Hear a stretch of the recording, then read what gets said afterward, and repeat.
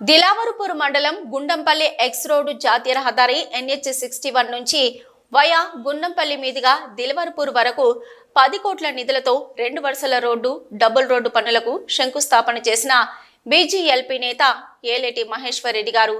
ఈ కార్యక్రమంలో మాజీ ఎమ్మెల్యే నల్లా ఇంద్రకరణ్ రెడ్డి, జెడ్పీటీసీ తక్కల రమణారెడ్డి, ముత్యం రెడ్డి, చంద్రకాంత్, వీరేష్, శైలేశ్వర్, శ్రీకాంత్ రెడ్డితో పాటు గ్రామ ప్రజలు, బీడీసీ సభ్యులు తదితరులు పాల్గొన్నారు.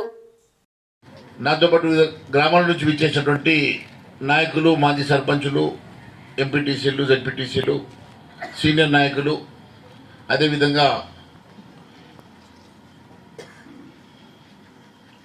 గుండంపల్లి గ్రామ పెద్దలు, బీడీసీ సభ్యులు, రైతన్నలు, యువకులు, మిత్రులు, ఆడపడుచులు, మరి చుట్టుపక్కల గ్రామాల నుంచి వచ్చినటువంటి ముఖ్య నాయకులు, మా సోదరులందరికీ కూడా పేరు పేరు నమస్కారం తెలియజేస్తా ఉన్నా.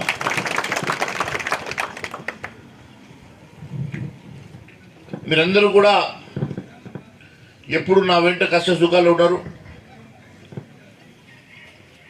మొన్న కూడా నేను వచ్చినప్పుడు చెప్పిన, నేను గెలిచినాక మొదటి ప్రపోజల్ పెట్టే రోజు నా పక్కన రమణారెడ్డి ఉండి, నువ్వు మొదట నా రోడ్డుకు సంతకం పెట్టాకనే వేరే సంతకం పెట్టమన్నాడు. అప్పటిదప్పుడే 10 లక్షల రూపాయలు, 10 కోట్ల రూపాయలు మరి గుండంపల్లి రోడ్డు తోటి మొదలుపెట్టి దాదాపుగా మనకు మంజూరైనటువంటి 50-60 కోట్ల రూపాయలు నియోజకవర్గంలో వచ్చిన రోడ్లల్లా గుండంపల్లికి 10 కోట్ల రూపాయలతో డబల్ రోడ్డును మనం మంజూరు చేసుకోవడం జరిగింది. మరి ఇప్పుడే వస్తూ మా శ్రీకాంత్ రెడ్డి అడుగుతున్నాడు, మా ఊరికి పంచాయతీరాజ్ రోడ్డు ఉన్నది సార్, ఇది R&B రోడ్డు ఉన్నది, వీళ్ళకి ఎప్పుడు పైసలు బగ్గు వస్తున్నాయి, మాకు వస్తలేవు, మా రోడ్డు చిన్నగా అయిపోయిందని. నేను ఏమన్నా చేసి మీ పంచాయతీరాజ్ రోడ్డుని ముందు రిన్యూవల్ చేపిస్తా. ఇప్పుడే నేను డీ గారితో అడిగినా దానికి సమయం పడుతుందట అది R&B కన్వర్ట్ కావడానికి.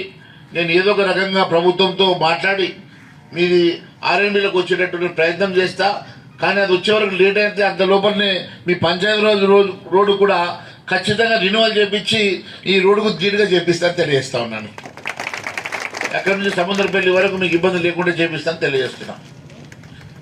మరి గ్రామంలో కొన్ని సమస్యలు ఉన్నాయి.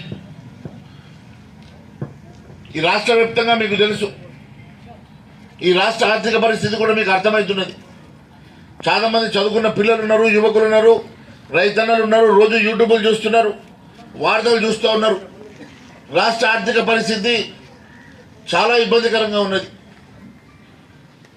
ఈరోజు రుణమాఫీ చేయాలంటే కూడా దాదాపుగా 50,000 కోట్ల రూపాయలు ఈరోజు అప్పు తీసుకొస్తున్నారు. ఆ అప్పు కూడా సరిపోదని చెప్పి మనకు వచ్చేటువంటి FRBM లిమిట్లో వచ్చేటువంటి 50,000 కోట్లు కాకుండా ఇంకా 30,000 కోట్లు అధికంగా కావాలని చెప్పి ప్రయత్నం చేస్తున్నారు, బ్యాంకులతో మాట్లాడుతున్నారు. మరి గత ప్రభుత్వం గత 10 ఏళ్ల లోపల ఈ రాష్ట్రంలో జరిగినటువంటి ధ్వంసం అదే బాటలో ఈరోజు మరి ఏ పరిస్థితుల్లో కూడా ఈ రాష్ట్రంలో ఈరోజు అభివృద్ధి కార్యక్రమాల కోసం నిధులు రావాలంటే కేంద్రం నుంచే పెద్ద ఎత్తున నిధులు రావాల్సినటువంటి అవసరం ఉన్నది. కాబట్టి ఈరోజు ముఖ్యమంత్రి గారు ఢిల్లీలో 5-6 రోజుల నుండి ఎంతోమంది కేంద్ర మంత్రులను కలిస్తే ఈ రాష్ట్రం మీద ఉన్నటువంటి ప్రత్యేక ప్రేమతోటి దాదాపు 30,000 కోట్ల రూపాయల రోడ్లను ఈ రాష్ట్రానికి మంజూరు ఇవ్వడానికి కేంద్ర ప్రభుత్వం ఒప్పుకున్నదని కోమన్ రెడ్డి గారు చెప్పారు. మరి మీరు చూస్తున్నారు, గత 10 ఏళ్లలో కూడా కేంద్ర ప్రభుత్వం దాదాపు 9,50,000 కోట్ల రూపాయలు ఇచ్చి దేశాన్ని ఈ రాష్ట్రాన్ని ఆదుకున్నది. ఇప్పుడు కూడా కేంద్రంలో మొన్న నేను ఢిల్లీలో 4 రోజులు ఉన్నప్పుడు చాలా మంది మంత్రులతో మాట్లాడుతున్న సందర్భంగా ఎట్టి పరిస్థితుల్లో తెలంగాణకు అన్యాయం జరగకుండా మీ తెలంగాణ ఆర్థిక పరిస్థితి మాకు తెలుసు, ఖచ్చితంగా ఏ అభివృద్ధి కార్యక్రమానికైనా మీకు కావాల్సిన నిధులు మేము ఖచ్చితంగా సమకూరుస్తామని చెప్పి కేంద్ర ప్రభుత్వం చెప్తా ఉన్నది. మరి మొన్న తెచ్చుకునే 50 కోట్ల రూపాయల రోడ్లను కూడా 30 కోట్ల రూపాయలు CRF కిందనే వచ్చింది. కేంద్రం నేరుగా మనకు సెంట్రల్ రోడ్ ఫండ్కి వెళ్ళి 30 కోట్ల రూపాయలు మనకి ఇచ్చింది. అంతేకాకుండా ఈ ప్రాంతంలో తాగునీటి అవసరం కోసం ఖచ్చితంగా ఈ ప్రాంతంలో మిషన్ భగీరథ వల్ల చాలామంది నీళ్లు తాగుతలేరని మళ్ళీ మనకు ప్రత్యేకంగా నీటిని కొత్త పైపులైన్లతో వేసుకోవాలని చెప్పేసి ఒక కొత్త ప్రపోజల్ కూడా మనం పెట్టడం జరిగింది. ఈ రాష్ట్రానికి ప్రత్యేకంగా 14,000 కోట్ల రూపాయలతోటి ఈ రాష్ట్రానికి ప్రత్యేక తాగునీటి సమస్య పరిష్కారం కోసం కేంద్రం ఆలోచన చేస్తున్న సందర్భంగా ఈ ప్రాంతానికి అత్యధిక నిధులు తీసుకురావడానికి, ఈ ప్రాంతంలో ఉన్నటువంటి నీటి సమస్య పరిష్కారం చేయడానికి, తాగునీటి పరిష్కారం చేయడానికి మేము కూడా ఇక్కడ నుంచి ప్రపోజల్స్ పంపి కేంద్ర నిధుల్ని నిర్మల్కి తీసుకురావడానికి ప్రయత్నం చేస్తున్న సంగతి నేను తెలియజేస్తా ఉన్నాను. ఎన్నో సమస్యలు ఉన్నాయి. ఏ గ్రామం వెళ్ళినా సమస్యలు పెద్ద ఎత్తున ఉన్నాయి. నాకు అర్జీలు కూడా పెద్దగానే వస్తున్నాయి. కానీ రాష్ట్ర ఆర్థిక పరిస్థితి మరి చాలా ఘోరంగా ఉన్నది. రాష్ట్ర ఆర్థిక పరిస్థితి వల్ల మరి చాలా కార్యక్రమాలు ముందుకు సాగే పరిస్థితులు లేదు. వాళ్ళు ఎన్నో హామీలు ఇచ్చిన హామీలు నెరవేర్చే పరిస్థితుల్లో వారు లేరు. రాష్ట్రంలో వారికి ఉన్నటువంటి బలమంతా కూడా, వారికి ఉన్న శక్తి అంతా కూడా రుణమాఫీ చేయడం కోసమే నిధులు సమకూరుస్తున్నారు. మరి అలాంటి 400 పైన చిలుకు హామీలు ఉన్నాయి. మరి ఏ రకంగా ముందుకు తీసుకెళ్తారో మరి చాలా మరి ఈ రాష్ట్రంలో ఒక బాధాకరమైనటువంటి పరిస్థితి కనబడతా ఉన్నది. ఏది ఏమైనా ఈ ప్రాంతంలో నేను మీ అందరికీ మాట ఇచ్చినట్టుగా కేంద్రం నుంచి రావాల్సిన నిధుల్లో పెద్ద వాటాన్ని పెద్ద ఎత్తున ఈ ప్రాంతానికి తీసుకొచ్చి ఈ ప్రాంత అభివృద్ధి కోసం ఖచ్చితంగా మీ అందరికీ మాట ఇచ్చిన దాని ప్రకారం నేను కష్టపడుతున్నా. మరి మీ అందరికీ తెలుసు, ఎప్పటికప్పుడు ఈ రాష్ట్రంలో జరిగినటువంటి అవినీతి అంశంలో కానీ, అక్రమాల విషయంలో కానీ, కుంభకోణాల విషయంలో కానీ ఈ ప్రభుత్వానికి ఎప్పటికప్పుడు ఎండగడుతూనే అభివృద్ధి కార్యక్రమాల కోసం, మనకు రావాల్సిన నిధుల కోసం ఎక్కడ కాంప్రమైజ్ కాకుండా ఈ ప్రాంతానికి నిధులు తీసుకురావడానికి మరి ముందు వరుసలో నిలబడి పనిచేస్తా ఉన్న సంగతి నేను గుర్తు చేస్తున్నా.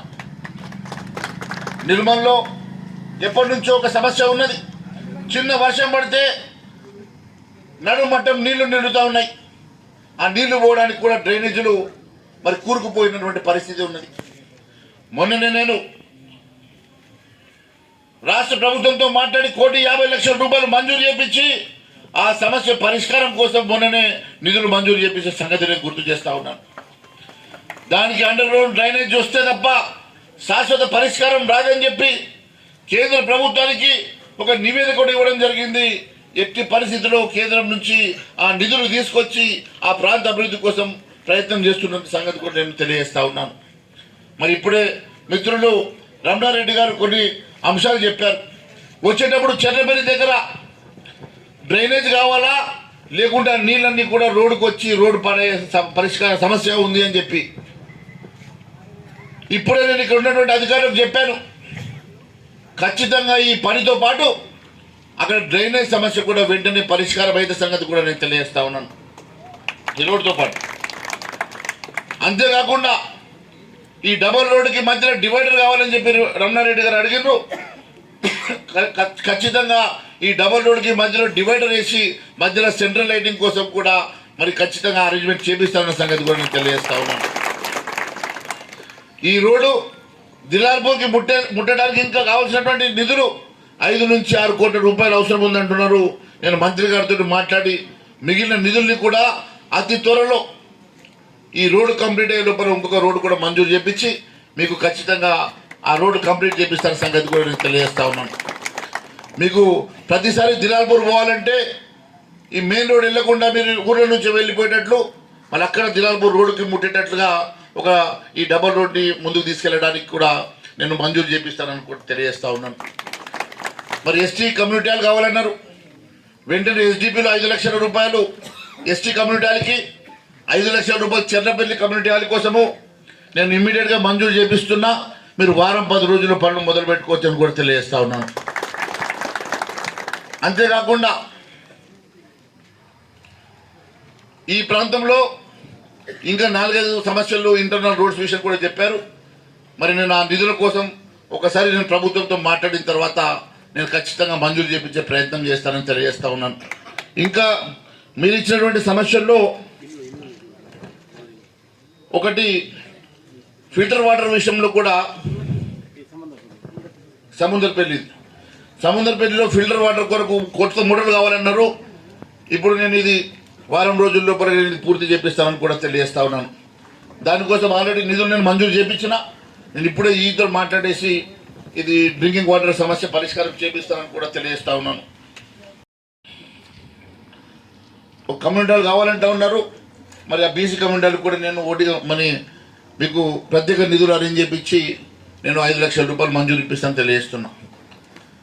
కొన్ని నా దగ్గర ఉన్నంత మట్టుకు తక్కువ సర్పంచ్ గారు కూర్చోండి ఉండే నా దగ్గర ఉన్నట్టు మట్టుకు చిన్న నిధులు ఏదో ఒక రకంగా మంత్రుల దగ్గర వెళ్ళి అట్లో ఇట్లో మన పనులు చేయించుకోగలుగుతాం. కానీ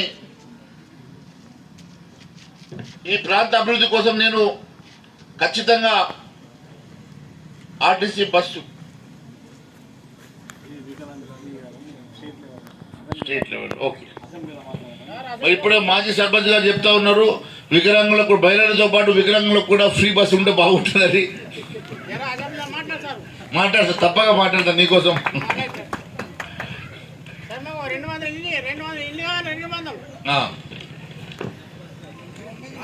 అదే మాదిరిగా నేను మీకు మాట ఇచ్చినట్టుగా ఈ ప్రాంత అభివృద్ధి కోసం మన సమస్యల పరిష్కారం కోసం ఇక్కడ ఉన్నటువంటి చాలామంది పేదవాళ్ళు ఇల్లు కట్టుకోలేనటువంటి వాళ్ళు ఇళ్ళ విషయంలో బాధపడుతున్నటువంటి సందర్భం నాకు తెలుసు.